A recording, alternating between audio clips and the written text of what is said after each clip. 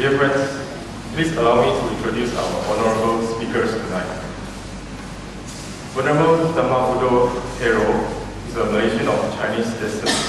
As a layman, he graduated from University Malaya in 1971 and worked as an electrical engineer with the Public Works Department for 12 years before renouncing the home life. His interest in religion led to a study of world's major religion for a few years before meeting the Buddha's teaching in 1976. In 1983, he went forth into the homeless life in Mahayana tradition. 3 years later, he was preordained in the Theravada tradition. He has written numerous booklets on Buddhism. For example, Return to the Original Buddhist Teaching, Message of the Buddha, Buddhist Monks' Precepts, Liberation, Elevation of Sutta Vinaya, Only We Can Help Ourselves, and so forth. In 1998, he established the Vihara Buddha Gautama at Hemo, Perak. For Brother Ratanathan, he was graduated from Marketing and Business Management. He was later graduated from Buddhist and Pali University of Sri Lanka, having studied Buddhist doctrines, scriptures, sociology, history, and linguistics. Ever since then, he has been very active in propagating the Buddha Dhamma by giving Dhamma talks and conducts training courses in university and Buddhist center throughout Malaysia. In 1990, Brother Ratanathan founded the Sri Sedang Buddhist Home, which is a hostel for Buddhist undergraduates to learn and practice Buddhism. In 2003, he founded the Nalanda Buddhist Society. 2 years later, the Nalanda Vidyalaya and subsequently the Nalanda Institute was established in July 2007, and Brother Ratanathan became its founder director. During his 3-year tenure, Brother Ratanathan authored and edited various suttas and Dhammapada commentary course books. In September 2011, Brother Ratanathan conducted the inaugural symposium on history of Buddhism in Mahat, Malaysia, to acquaint our community about the Buddhist presence in the Bujang Valley, Kedah. It was well received by the devotees from Kelantan, Kedah, Penang, Perlis, Perak, and Kuala Lumpur. So without any further delay, let us start our tonight's forum, the Buddha's True Teaching, by inviting Venerable to give us talk.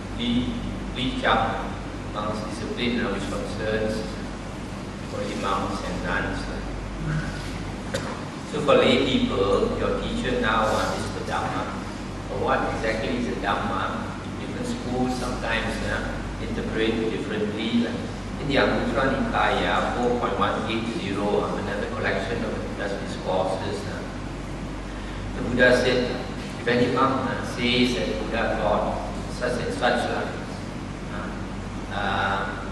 in other words, that is the interpretation of the Dhamma. They say the Buddha's true teaching is like this and like that. The Buddha said we should not accept it or reject it, but we must compare it with the suttas of the Vinaya. If it follows the suttas and the Vinaya, then you can take it to be the Buddha's teaching. Otherwise, reject it and throw it away. So, from here, you see, earlier the Buddha said Dhamma Vinaya. Now he says Sutta Vinaya. So, in other words, Dhamma is equivalent to suttas. The suttas are the discourses of the Buddha, the earliest discourses of the Buddha. So, this earliest discourses of the Buddha, now we have 5 collections.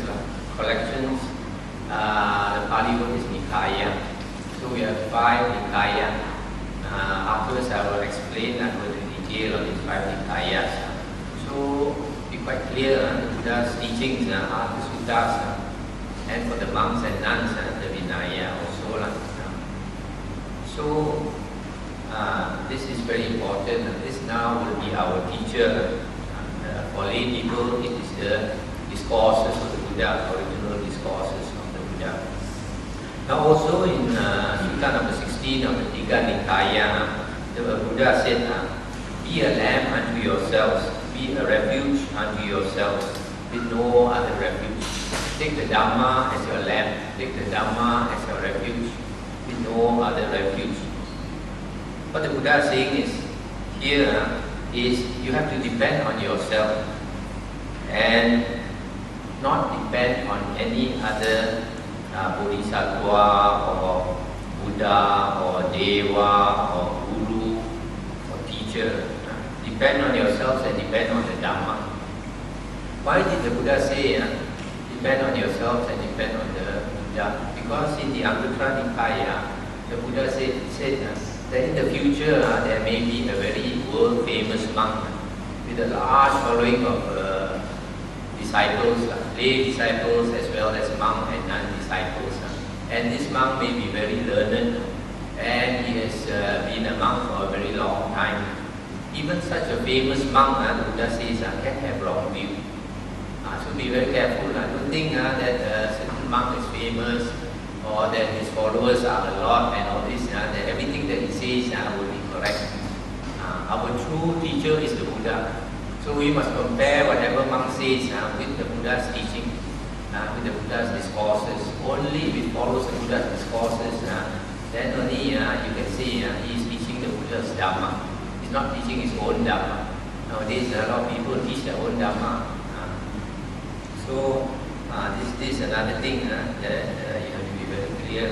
Also here you can see from here, the Buddha said, be a refuge unto yourselves. Depend only on yourself and on the Dhamma. In other words, nobody can save us. Only we can save ourselves. Only we can help ourselves. That's why the Buddha said, the Buddha only show the way. You have to walk it. Even the Buddha himself also cannot help us. He only shows us the way. That is the best he can do, show you the way. This is the way. If you do this good karma, you will reap happiness. If you do this evil karma, you will know suffering later. So we have to choose. There are some people very nakal.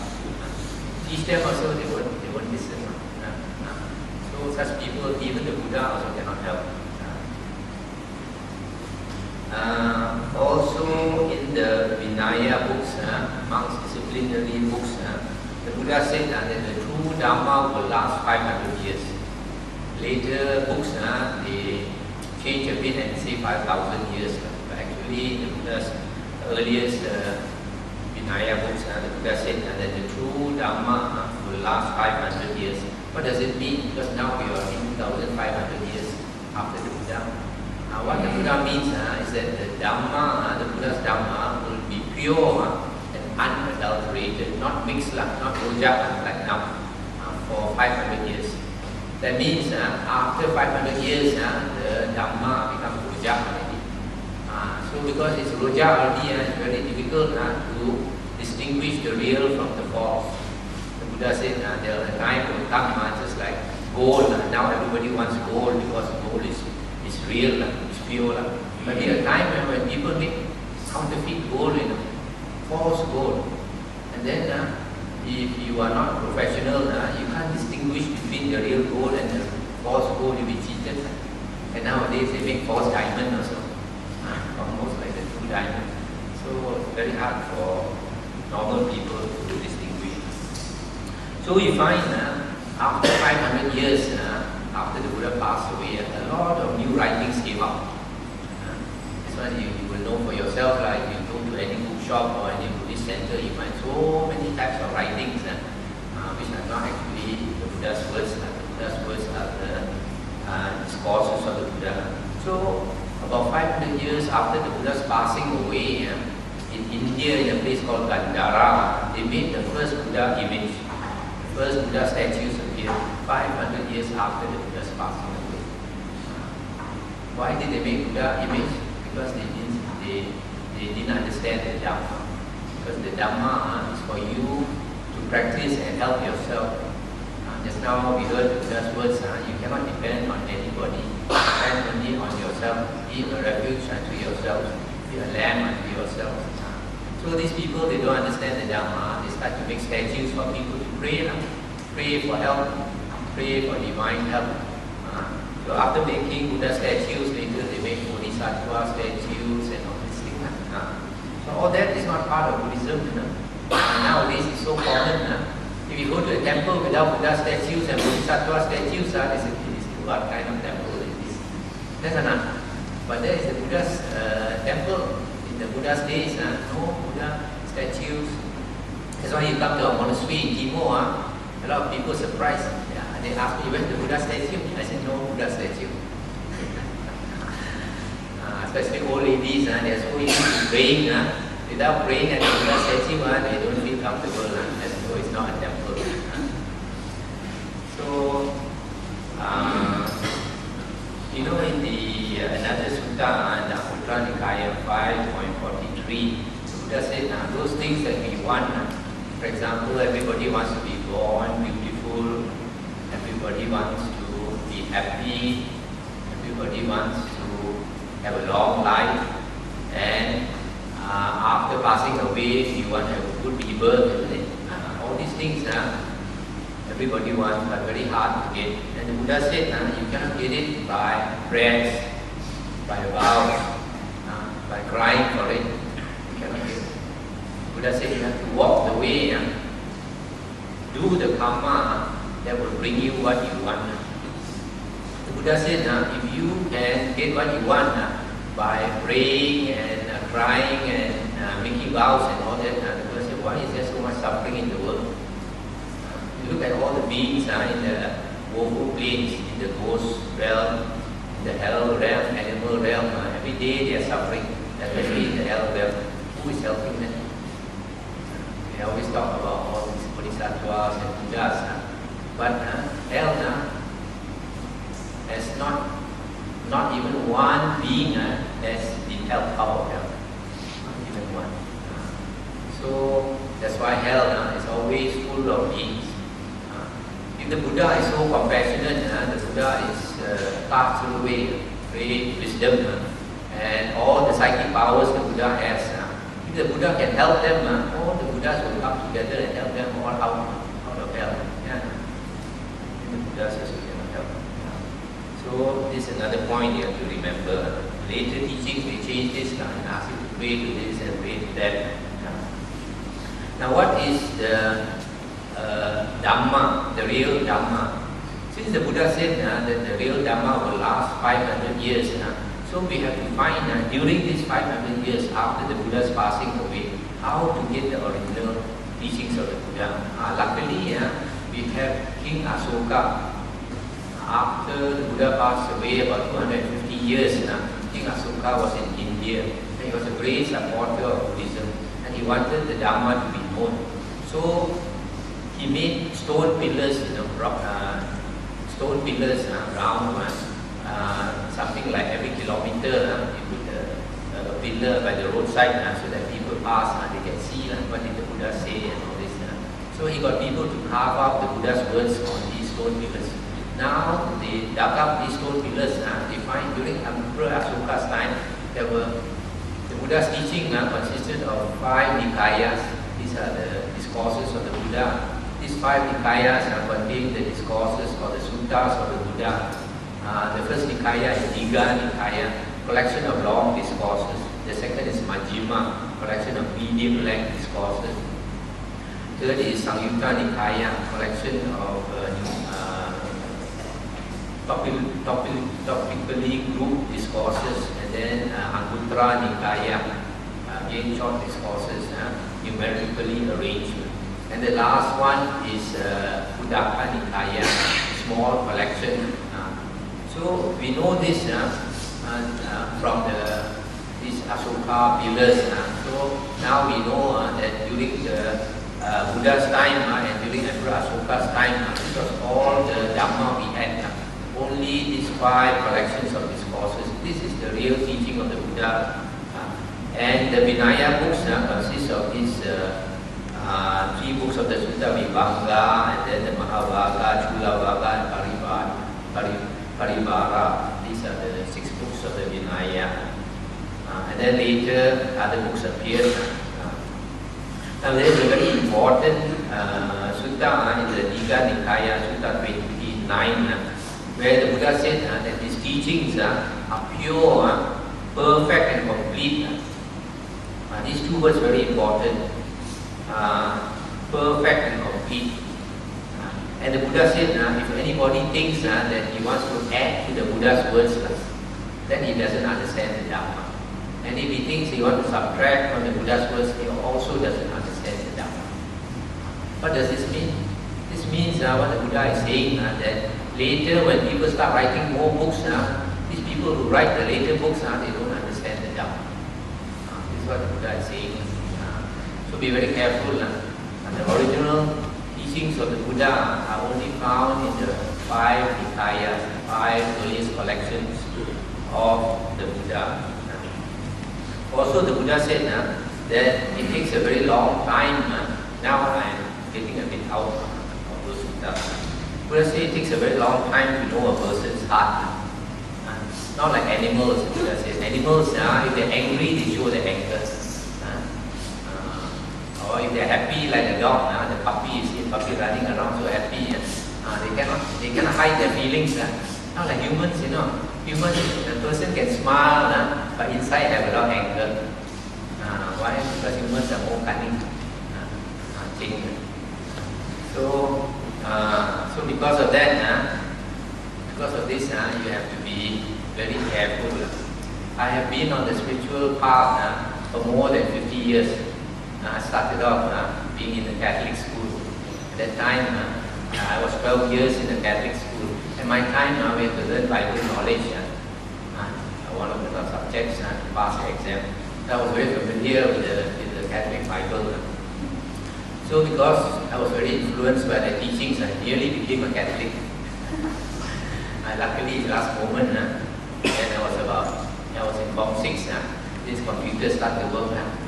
This gigabyte started to work. And I started to ask a lot of questions. Then I asked a lot of questions. My time, they had these Irish Christian brothers and the convent and Irish nuns and all that. They come very handsome, very pretty nuns at the age of about 20 something. Young. And they're very dedicated. They live until they die in Malaysia. So I was very inspired by them. So maybe one of the reasons now today I'm wearing the robe. So they were very good people. So because initially I had a lot of faith, and then later when I started asking questions, then this problem arose, then all these doubts, then I left Christianity, and then after that I studied Hinduism. For about 4 years I studied Hinduism, but I found the teachings very good, but I was still looking. Then later studied other religions. I studied the Quran, I studied Taoism, the Tao Te Ching, Baha'i, Sikhism, etc. until I came to Buddhism. Initially I came to Theravada Buddhism, but later I was impressed by Mahayana Buddhism, talking about the ideal Bodhisattva and all that, vegetarianism and all that. So I got into Mahayana for 9 years. I followed one teacher for 9 years, partly because his books were very impressive. He always talked about psychic power, always hinting about psychic power. So I followed him for 9 years, 6 years as a layman, and 3 years when I lived with him, I renounced under him. When I lived with him for 3 years, then I got to know his real person. And the Buddha said it takes a long time to know a person's heart. Yeah.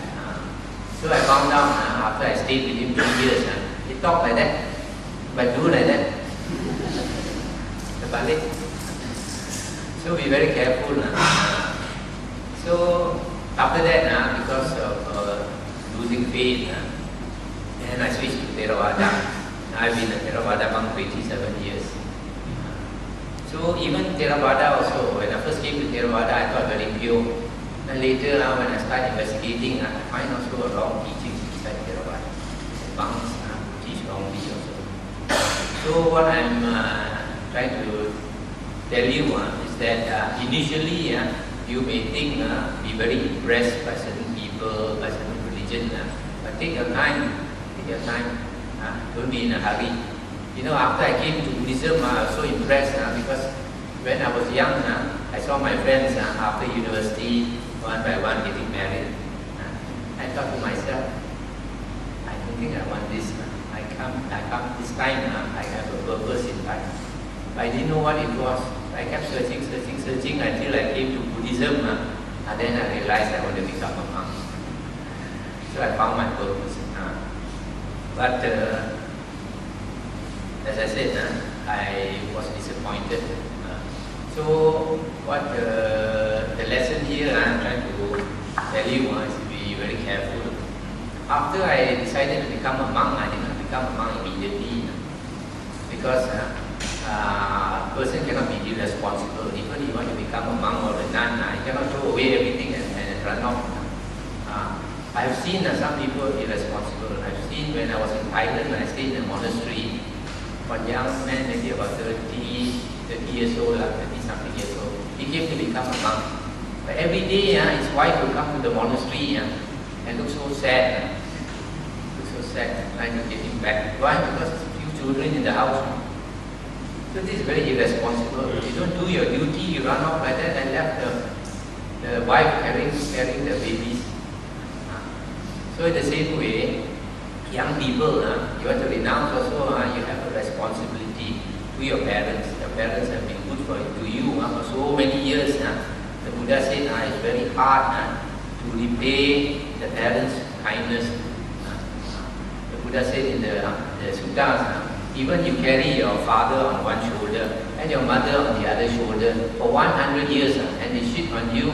Every day you urut them, you bathe them, you feed them for 100 years or so, you cannot repay your parents' kindness. Now when I reflect back, my parents both have died. I feel a lot of gratitude towards them. There were many times I was so sick, I nearly died. How many times my mother rescued me? At night when I cannot sleep, my mother carried me. My mother also cannot carry me around until I fell asleep. So all these things, if you reflect back, especially when you grow older, then you will realize. When you are young, you don't think of all these things.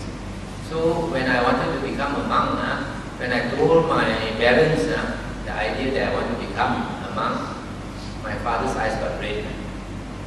He said, old people, they don't understand. They said, he told me, when a person has no job, no money, no house, nothing, down and out only, I think of becoming a monk. You have a good job, why do you want to become a monk? So I saw his eyes so red, I did not say anything. Then my mother told me, wait until I pass away, then you become a monk. I thought to myself, that time maybe she was maybe 70 something. Her mother died about 100 years old. I don't want to wait so long. So I waited a few years. In the meantime, what do? I prepare. Every now and then, after a few months, I remind my mother. And then I bought a house. I paid for the house. After a few years, my father passed away. Then I saw more dukkha. Then I finished paying up the house. I left that to my mother. Then I ran off to America to become monk. So this is what I'm trying to say. You have to fulfill your responsibility. Because I left a house for my mother, at least she got rent to collect every month to support herself. That's enough. Parents look after children, bring up children with the hope that one day when they grow old, children will look after them. That's enough. It's the same with everyone. Even you become a monk or a nun or so, when you are old, one day you need somebody to look after you. Always remember that. One day when you are too old, you will be lying on the bed, you cannot help yourself. People have to help you. So always you have to remember this filial piety. How Sun Kung. Also from my experience, if any monk talks about psychic power, Sen Tong, you have to be very careful. Because nowadays, those usually who talk about Sen Tong usually is Hui Tong. That's why I found out about my teacher. So be very careful. Because a real monk who really has Sen Tong, he won't tell you one. Because he has cultivated to such a high level, he's very modest, very humble, don't want people to know. Those who want people to know are empty pot, empty kettle, make the most noise. So this one you know in time. So I think I'll stop here and I've about finished what I want to say.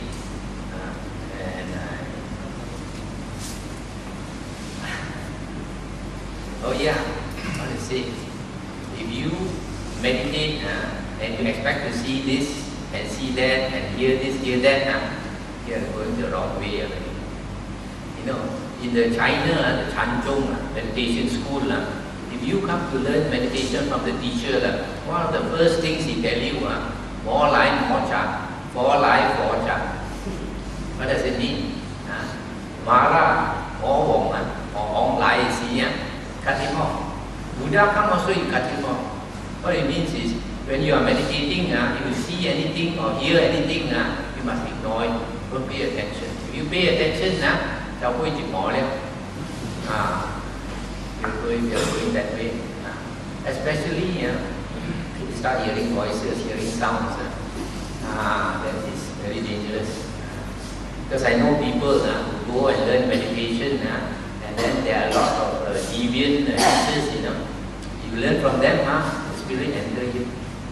And then you start hearing voices, talking to them.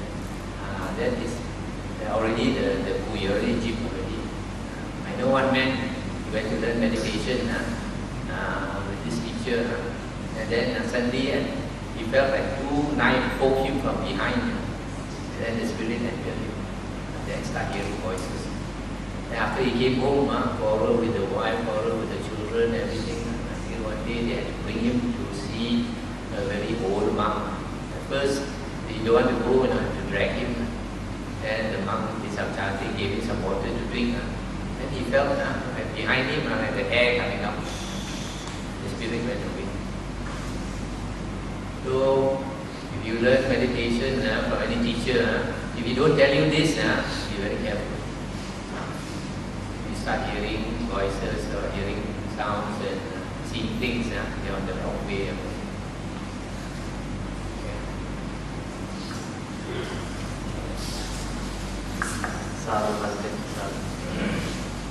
Listen. But before that, I also like to talk about this experience I had in Thailand. I am an often visitor to Thailand, and just not too long ago, I visited a very famous meditation master. And he was quite old, probably about 79 or 80 years old. And people from Bangkok said, yeah, every time you must go and see Rangpu. Rangpu is a venerable grandfather, very old monk. And he's so well known and so on and so forth. He's an arahant, probably. He has so many disciples, so many of his disciples also are very good teachers. So I said, surely, let's go. And he lived quite far away actually, and it took about 2 hours of a jeep, just to go into the village and then to his monastery. And on the way into the monastery, he came down from the vehicle and walked in about another 300 meters. Finally, when we came into the very modest place, very modest wooden hut, that the old monk was sitting there together with some of his disciples. And then the person who brought me there was also a monk and said, this is Malaysia, from Malaysia. This is Brother Dhammarathanathan. He's a director of Nalanda Institute and a Dhamma speaker and so on. And then the monk would look at me, very kind face, and then he smiled. And he spoke in Thai. He said, yeah, before you came in, I already saw you. Oh, I said, wow, so strong, the psychic power. Before I came in, he already saw me, he already saw my face, Then, as I was thinking, so wonderful, then he smiled and he said, CCTV.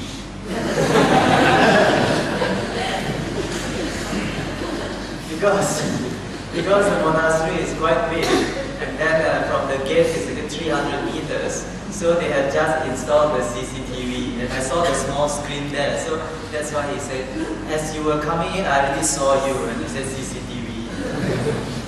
Such a wonderful, such a modest old monk, and despite all the things that people talk about him, that he had psychic power, that he's an arahant, that he is so attained, and he could possibly do anything according to what people say.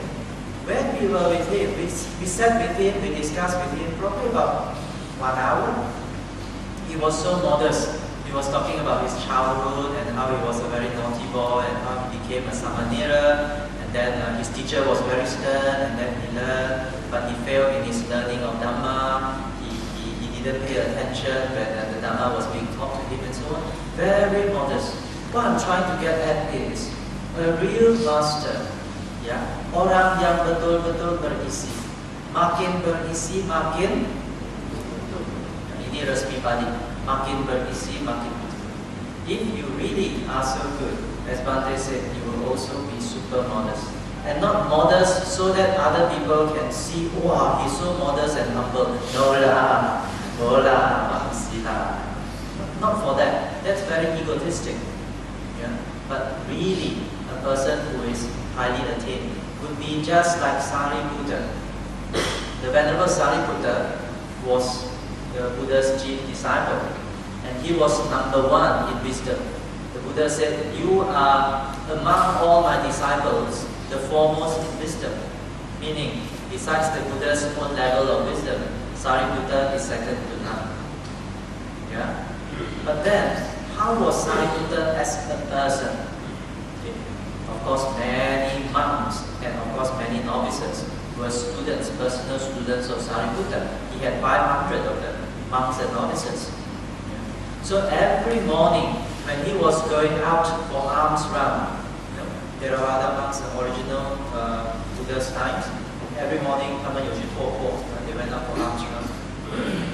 And Sariputta would make sure all especially the younger ones, the samaneras, sometimes their robes, one high, one low, not even. Sometimes they didn't wear their robes properly.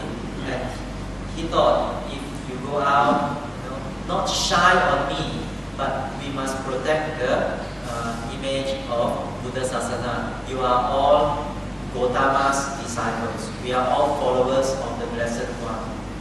We must keep that image, the discipline and the mindfulness, everything must be well kept. So he went down the line and checking on everyone of the Samanera, saying that, your robes okay or not, even or not, okay, good. He went down to the line.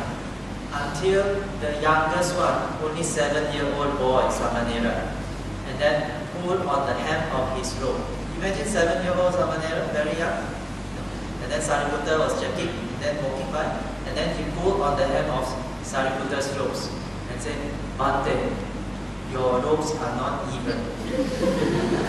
Sariputta has been walking up and down the whole line. So the sarong, the lower robe, one side is higher than the other. So one side is showing the ankle, and the other side is just above the ankle. So not even already.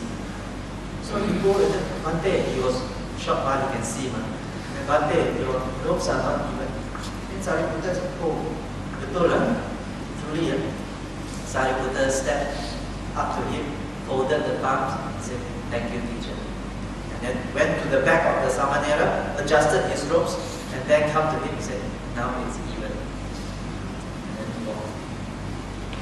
That is the characteristic of a true Buddhist master. No ego. No ego. The way Sariputta spoke, many suttas, of course, record the teachings of the Buddha. But besides the Buddha, the most number of suttas given by any disciple was Sariputta. And you can see how Sariputta spoke in every of those discourses. Never a harsh word, never something unpleasant. No. We cannot see that in Sariputta, a true Buddhist master. This is the characteristic of a person who is highly attained. Now, if anyone were to come to us and say that, oh, Dhamma is very difficult one, but you cannot understand one lah. And I tell you also, you won't know one lah. And you won't believe me one. If a person use that kind of phrases, what shows us, what it shows us is that, he lacks the skill. He lacks the skill in that, I tell you also, you won't know one lah. That means I don't have skill to enlighten you on the Dhamma, right? That means you are not highly attained. Furthermore, you won't believe one. That shows that the lack of confidence and also undermining your ability. So that is not the characteristic of a true teacher or true master as well, because he has not mastered the true Dharma. Sariputta once was going out. He was not what you call pretending to be modest.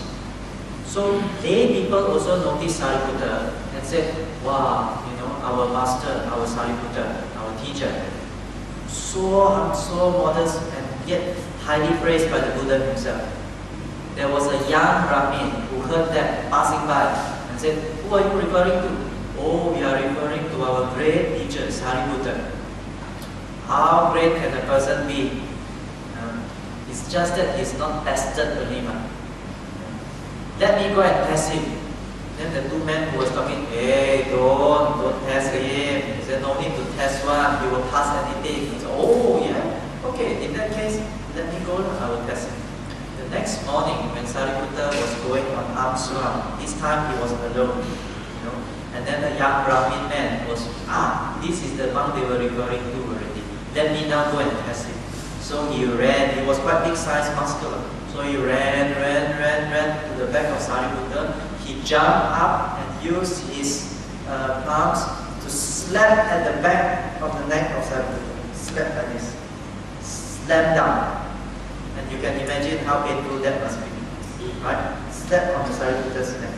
And then he landed. Then Sariputta said, what was that?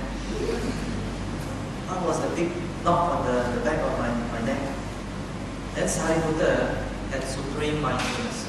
Immediately he collected himself, his feeling, and then he walked on without turning back. Can you imagine that? For me, no need to slap the back also, people tap the hair also got way agitated. We also agitated, just people slap the hair also, we turn back, who is it? See Sariputta. So these are some of the characteristics of a person who is highly attained in the Dhamma. If it is Buddha Dhamma, and if they are highly attained, then they will have all these traits like Sariputta. From the Buddha's time until today, if anyone were attained in the Dhamma, these would be the common flavor, the common characteristics. It really takes a long time, as Bhante said. Actually, Bhante also quoted what Buddha said. It's not Bhante's Dhamma, it's in the sutras. It takes a long time for us to understand a person. I mean, wives and husbands, you know, after 20 years, what balloons are I just know he's like this is the testimony. So what more to know a stranger? Correct or not? What more to know a teacher? And after long years or so, it's of very close observation, not distant observation, not once in a while but close monitoring and observation to check the behavior. For what? Check the behavior, see that whether there's a lot of anger, whether there's a lot of greed, whether there is a lot of unmindfulness. For example, as a monk and as a layman, our training and our behavior supposedly should be different. As a monk, the monk's training requires them a higher degree of mindfulness and a higher degree of calmness and composure. If a monk were to behave like a layman, then it is called unbecoming. It's not like a monk, ideal monk's behavior. If a monk that drinks with you at all times of the day, plays music and discuss about modern pop songs or Gangnam Style or whatever, then that is not a true monk who understands and appreciates the Dhamma. Because the Dhamma is not something, it's very 肤浅, 不是. Dhamma is not 肤浅, it's not surface, it's not what you call superficial, it's not just skin deep. Dhamma is very deep. Buddha said, Dhammo Gambiru. Gambiru means so subtle and deep. You can plunge in and go deeper and go deeper and go deeper. Okay. But you can only do so with proper guidance in the right path. Malaysia is a very open country. Yeah. We have so many branches of Buddhism traditions. We have the Mahayana, which is the majority. We have Vajrayana, and we have one of the oldest around, that is the Theravada. And all these schools also have many sub-schools. For example, the Mahayana, some practice Amitabha, some practice Chan, some practice praying Kuan Yin school, follow the Kuan Yin one, and so on and so on. The Vajrayana even more colorful. There's so many sects, so many subsects. Right? So sometimes it's quite confusing which one is talking about the true Dhamma or what did the Buddha teach. We always joke that the late Chief Reverend Dr. Kesari Dhammananda used to say this also. He said when it comes to Islam, the Muslims will always quote, oh, the Quran, Al-Quran says this. When you talk to the Christians, and then they will always say, oh, our Bible says this. But when you talk to Buddhists, they say, oh, people say this.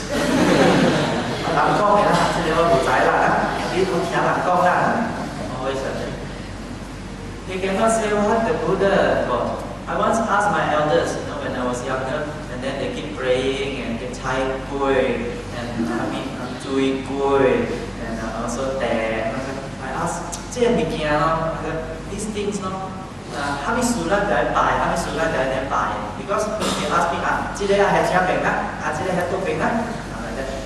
But I asked them, how many surah? Why you must put like that? Oh, today, they pass down from generation to generation. This is how it's done. And then I asked, who taught? Oh, grandmother, my grandmother taught. My grandmother taught. So I said, is it Buddha's teaching? Because it's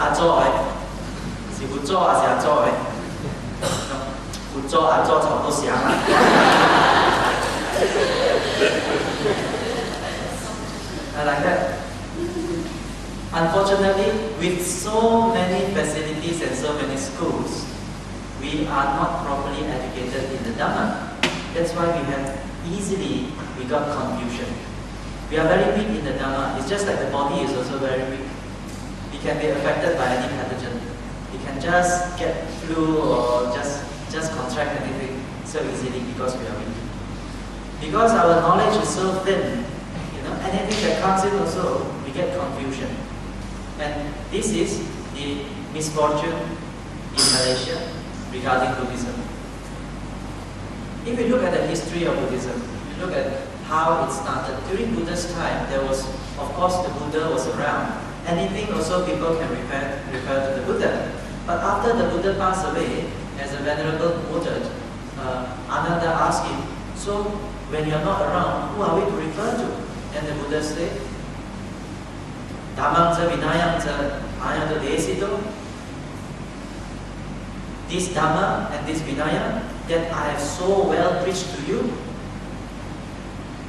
Mama Chayana Sata, after my death they shall be your reference and teacher. So that's why we refer always to the Dhamma and the Vinaya as a guide for true Dhamma. But after many centuries, you have many other interpretations of the Dhamma. One of the problems was when they used language.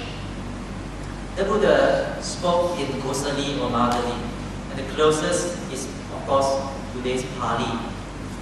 Today's Pali language is the oldest. It's as if the Buddha himself has spoken it. It's a very close relative of Madhali. When Buddhism became widespread, spread out of the central part of the Ganges Valley to other parts of India. They were not familiar with the local language. So they studied in their own language. One of the language which was very popular at the time was Sanskrit. Sanskrit was not just used by people for religious purpose, it was also used for normal purposes, conversational purposes, and also hymns, and also guitars, and also poetries, and compositions, essays, and so on. And on top of that, Sanskrit was used by the Vedic religions.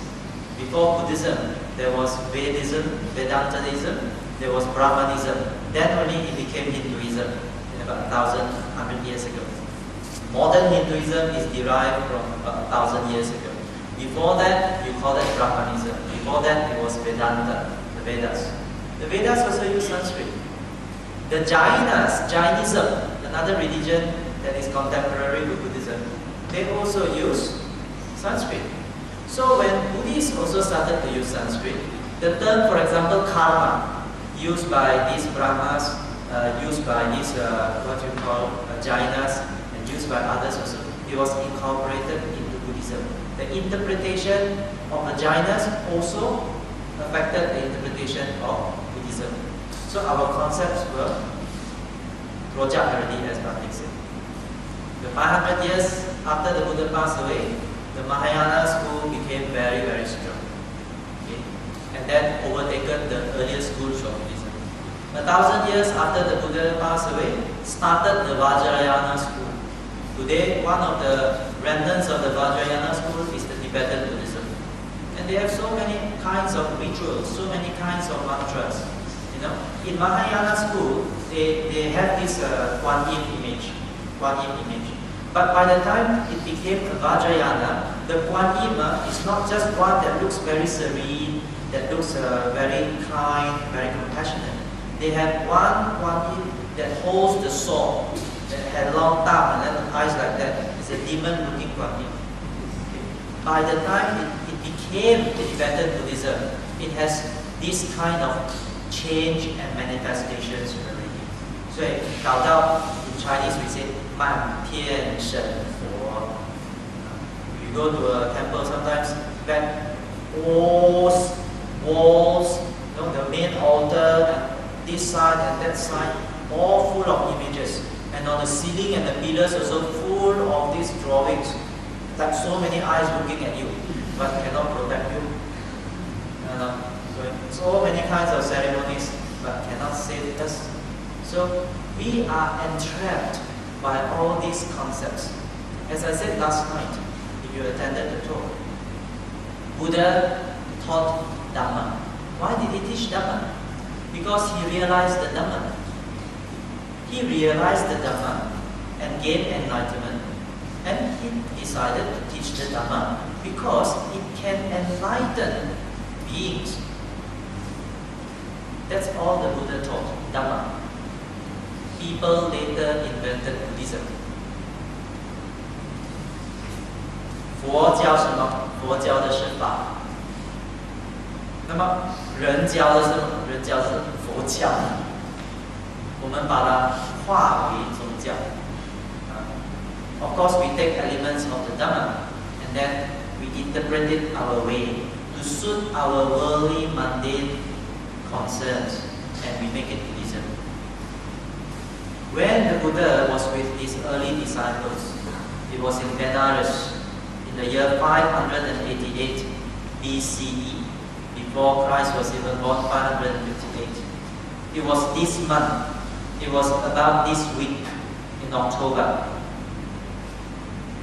It was the full moon. Then the Buddha, that was the end of the rainy season.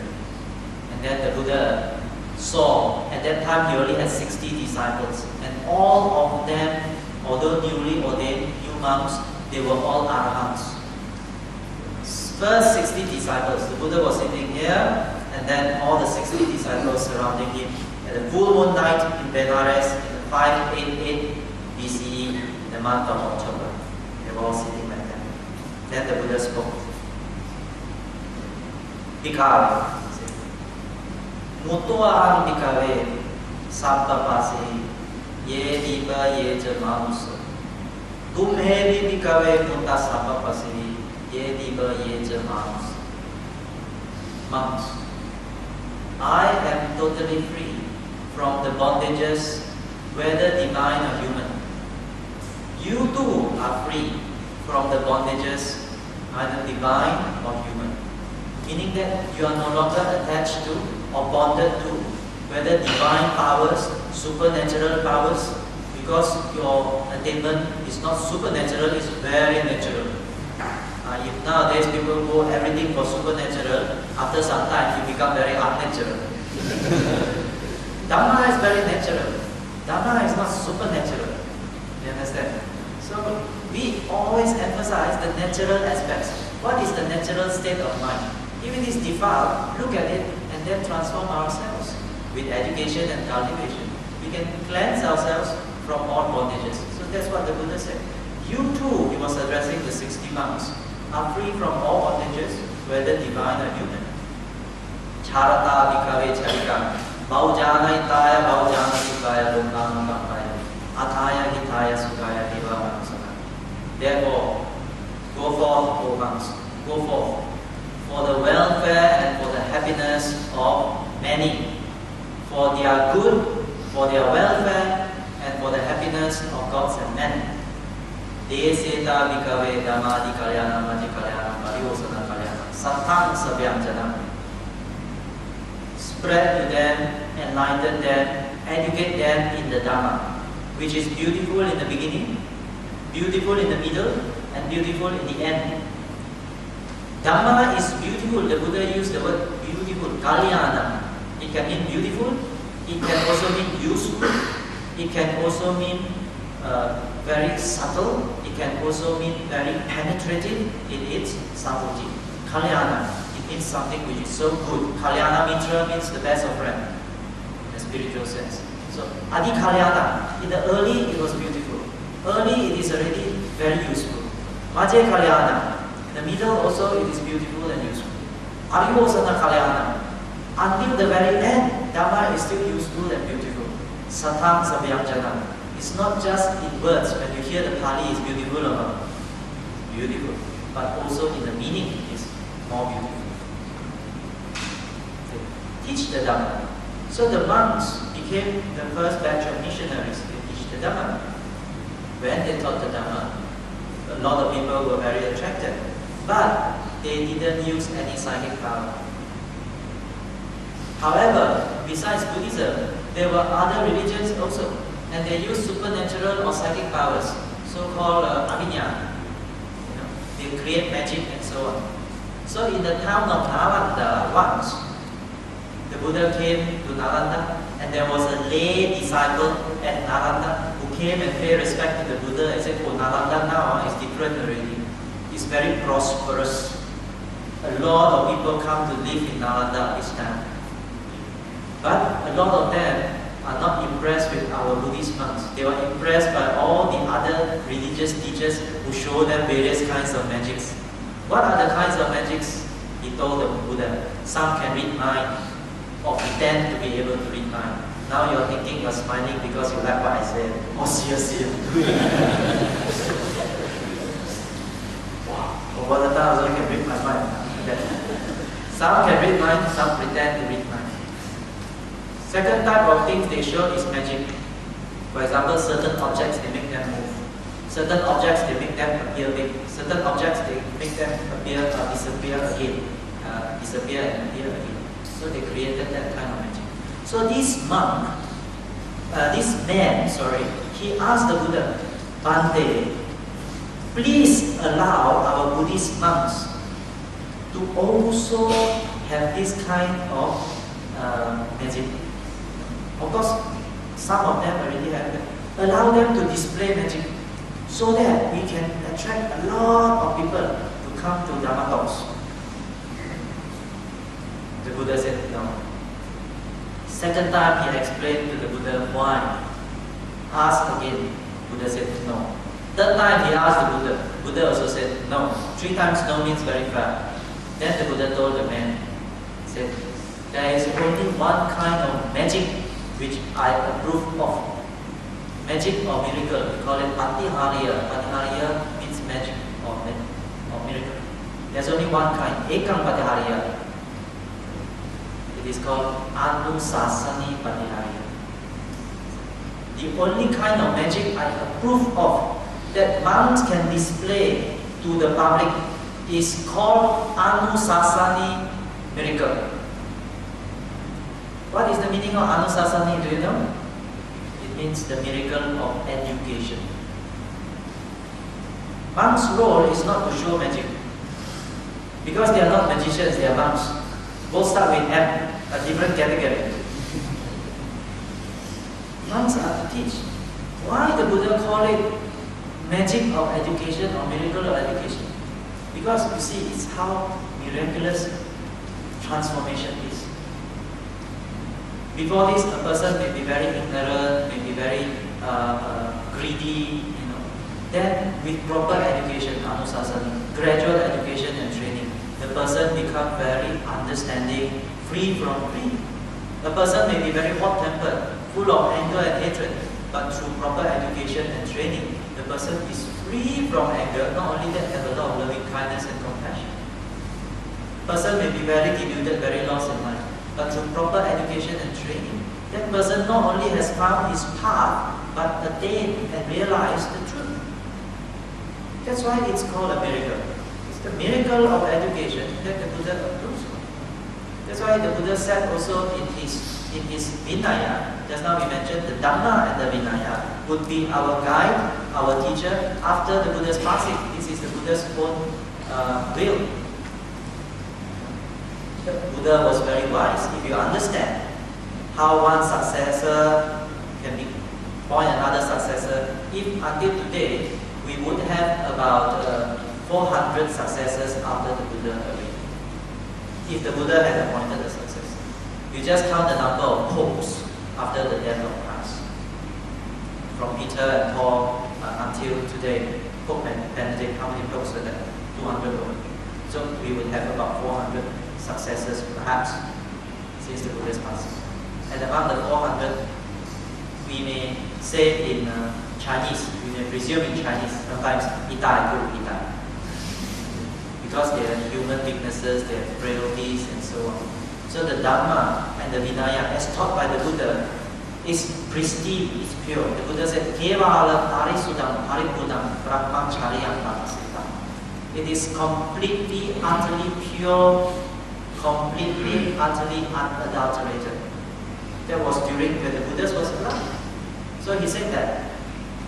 So when he appointed something that is pristine and serene as his successor, and not a human, not a person as his successor, then until today we can still refer to the pristine teachings because it has remained unchanged. If we learn Pali, the most beneficial thing that I felt in learning Pali is to hear the Buddha's own words today. Okay? Because it has not changed a single syllable. Okay? Later things were added to the Tipitaka, they were added to the scriptures. But the language, the Pali itself, you can see is different style of Pali. Immediately when you read it, you know this poem, Chinese poem, is not written by Chinese. You know, if you learn Mandarin and you are familiar with Tang Si Song Ci, Tang Si San Bai Song, if you are familiar with it, if there is another poem written by non-Chinese or non-Tang period poet, you immediately know the flavor of it. You understand? Just like I eat char kway teow in London, I know it's not Malaysian. The name is char kway teow, spelling all correct, but the video is not Malaysian.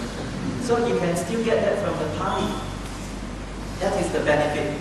Hearing the Buddha's own words, even today. Okay. But what is inspiring about the Pali is that in the original scriptures of the Buddha, there is no one single word that has no meaning in the sutta. If a sutta has 200 words, there is not a single word that has no meaning. It shouldn't be there one, but they put it there anyway. No. Every word has its meaning and deserves its place in that sutta. You cannot add in one more word. It's complete. It's like the cup is really, really full. You don't need to add one more drop to make it fuller. It's the fullest. And you also cannot subtract one word from the sutta. And this is the marvel I felt when I read. Share with you, I'm not ashamed of this. But when I read, for example, just now Bhante quoted twice the Digha Nikaya number 16, and some other suttas in the Majjhima Nikaya. Until today, I probably read that 10, 20 times. But when I read that, I still share this. The impact is very great. 没有一句话，没有一个词是不应该在那里。Every word has its place, has its meaning, has its significance. So this is the wonder of the Buddha's teachings. But after a long time, people start to adulterate it. People start to add on to it. People start to interpret it their own way. And this is already predicted by the Buddha. What religion or what philosophy will remain true to its founders, that will remain unchanged? Because anicca. But we have to be careful to distinguish what is true and what is not true. The Buddha, in this Buddhist scripture, it is this advice given to us. Tapash chedash chanikashach varma iva panditai. Pariksha vishavoraya manvachona tukarva. If a person gives you this sister, Silena, gold. Pretend now you are seeing gold. This is gold. And you see this one? It is about 40 grams. So please give me 1,000 ringgit for this. Oh, then you will give 1,000 ringgit to me or not? In exchange of this one, because I told you it's gold. Would you do that? Would you do that or not? You would? Oh no, yeah, luckily I thought I was getting free one. She wouldn't. Why you wouldn't? Because any rational person, if a person on the street you met in Jalan Hamzah or whatever, Jalan Sultan Ibrahim, when you meet anyone on the streets in KB also, and they suddenly come to you and say, sir, I will sell you, this is gold, it's worth 1,000, can you give me 1,000 now? Would you do it? But if you are interested to buy gold, what would you do? You will test it, isn't it? You will test it with various, you weigh it, and then you will put in a what you call jalo and see the displacement, right? Using what kind of instruments, and then you have a chemical test. Then you say, this is probably 96% purity or 98 gold or whatever. Then only you ascertain the value. Similarly, monks, you must test the Dhamma, the teachings that I teach you, as if people are testing gold. Today, due to our lack of exposure and understanding, we never test, we just accept lock, stock and barrel. And because of that, many people get stuck.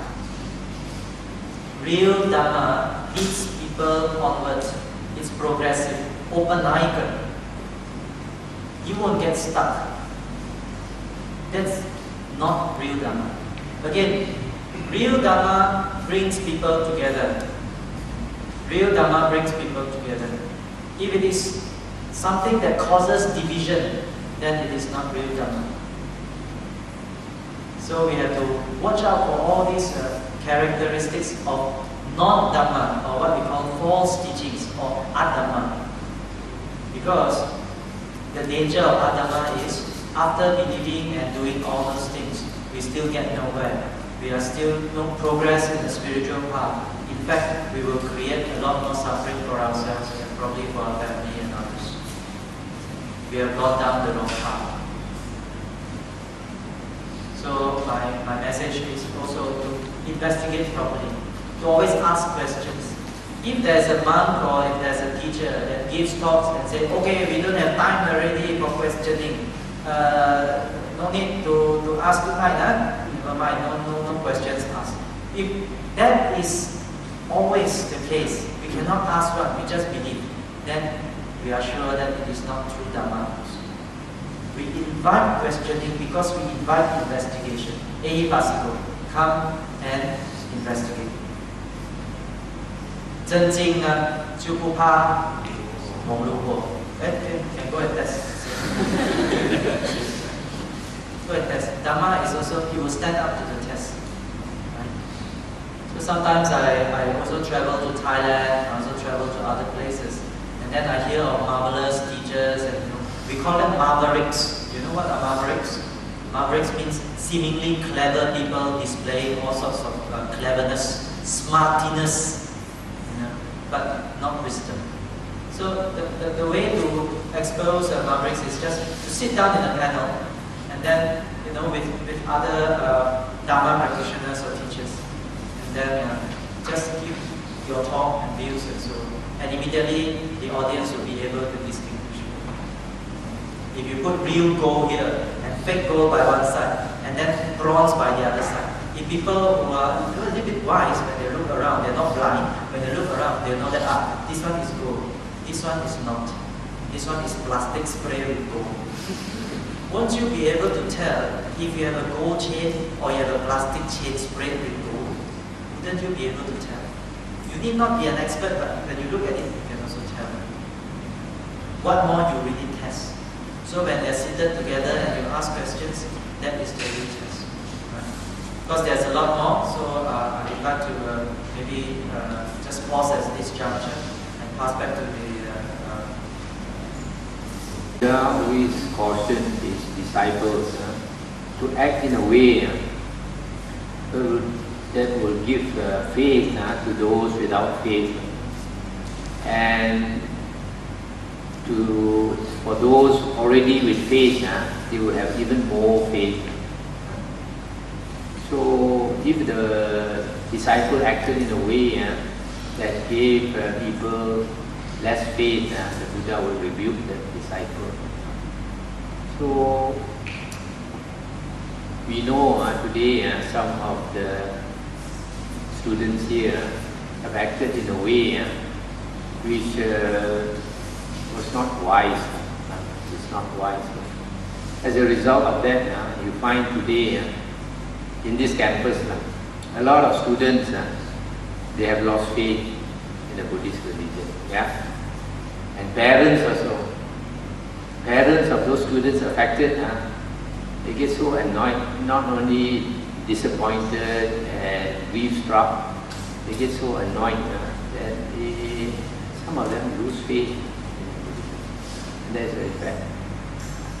So this kind of action, you are causing bad karma, not only to your parents, but also to a lot of people.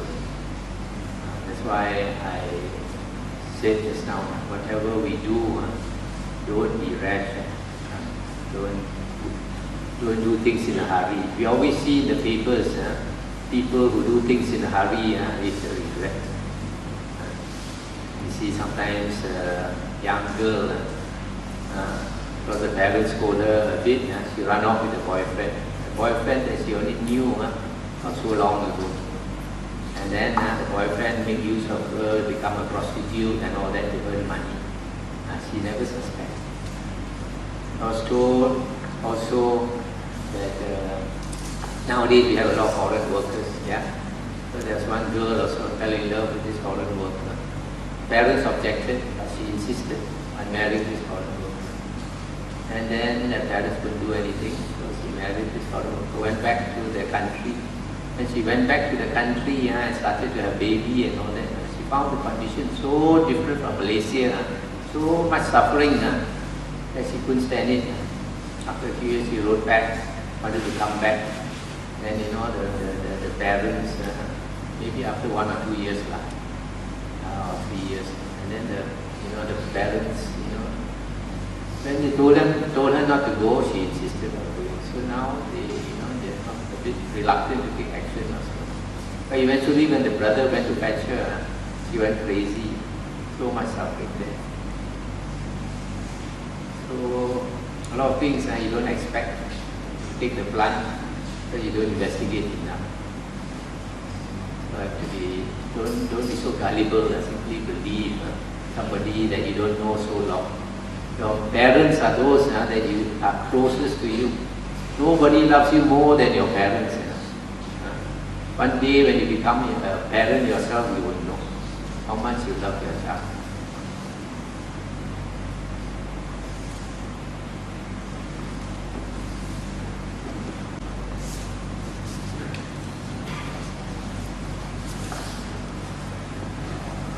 This school or sect and all that, it's just a brand name. We don't need the brand name. What we want to practice is the Dhamma. So, unless you study the Buddha's words himself, you don't know how to compare. So, your foundation is the Dhamma. You have to be familiar with the Buddha's own words, what the Buddha said. Then only you can compare whether this teacher is teaching correctly or not. So it's very important to understand, listen to the suttas or investigate the suttas, and then only you can start comparing.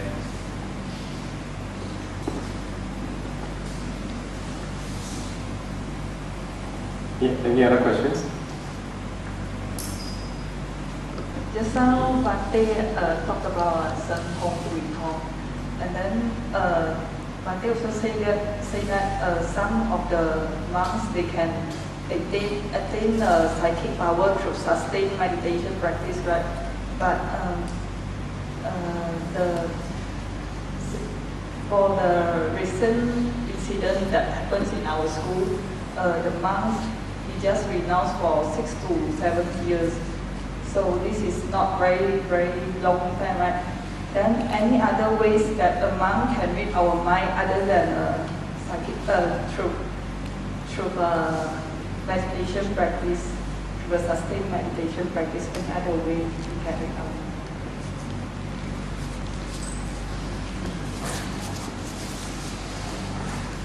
I have direct experience with a teacher who uses this Guitong.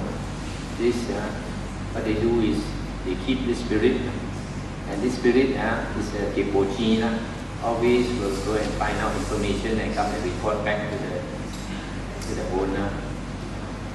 So the owner also can tell the spirit to do what he wants to do. For example, if he wants to know what you are thinking, he can find the spirit will tell him what you are thinking. So That's why I said you have to be very careful to distinguish between Senkom and Kuchong.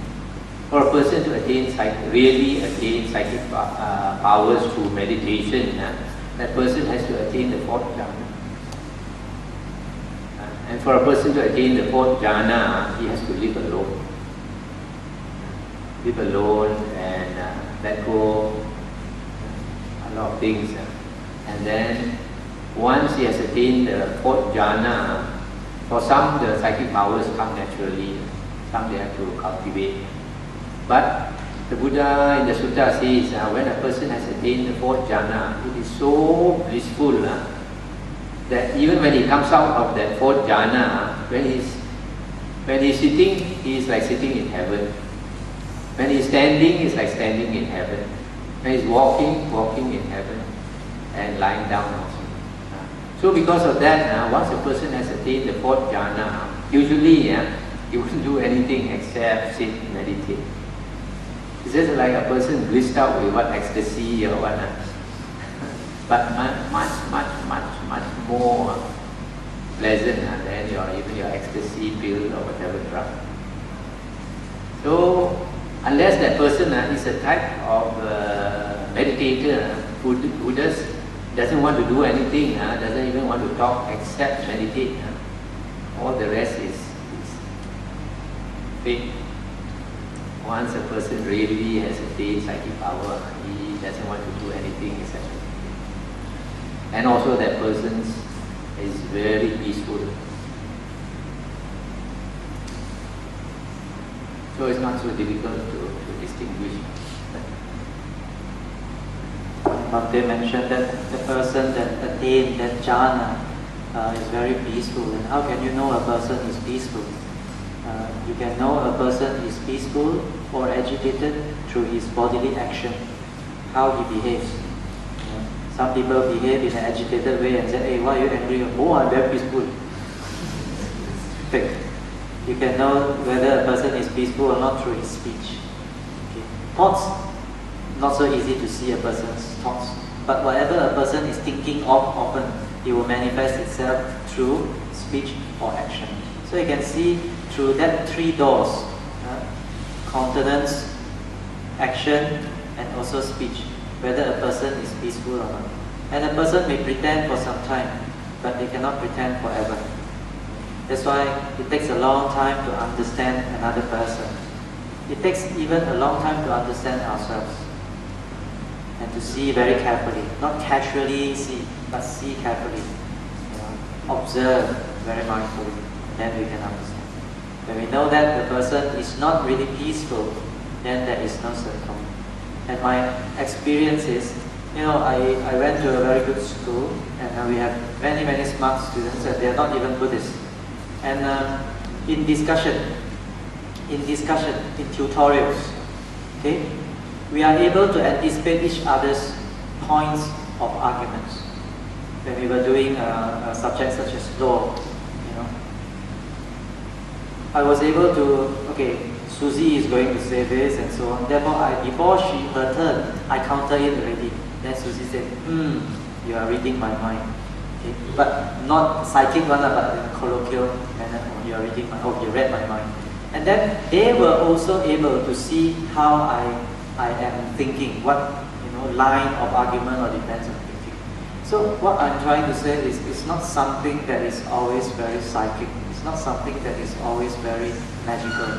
It could be something with a lot of common sense, which is so uncommon nowadays. That's why we find, wow, this one a very intelligent person, a very wise person. Actually, it's just plenty of common sense. And this is my own experience and understanding. My students, some of the parents are here. My students who stay with me for considerable time, they all say that Brother Tan can read our minds, right? They say that, Auntie, the testimony there. All of them, they stay with me. They stayed with me 10 years. And then she said, Brother Tan can read our minds. I think also told the mother. But I honestly, I told them also, what for read your mind is so corrupted? I better read Dhamma book. all of them said that, all the students. So they were very afraid of me. If they do wrong, they will come at night and they say, Brother Tan, I have confession. Then they will confess. And then I said, be mindful, don't do it. Apamadena sampadita, don't do it again, be mindful. Because they all think that I could read the minds. And I told them I can't be bothered reading minds. Because I can't, number one. I can't be bothered because I can't. Right? And there's nothing worth reading your mind, so it's not worth reading because it's full of defilements. I always joke with them. So it's not so difficult. Okay? It requires a lot of common sense. And the mind is easier, you can anticipate the person's train of thoughts when the person is weak. When the person is weak, you can cycle them, and then he can lead you. This is called misleading. And then you can tell, what are you trying to prove? When you tell, okay, you are like this, and then 你呢？你就不同了，你就是想这个了咯。你呢？我知道的，我知道你不相信的。But what are you trying to prove? Pointing this and pointing that, We are trying to prove our superiority. That means inherently we are inferior.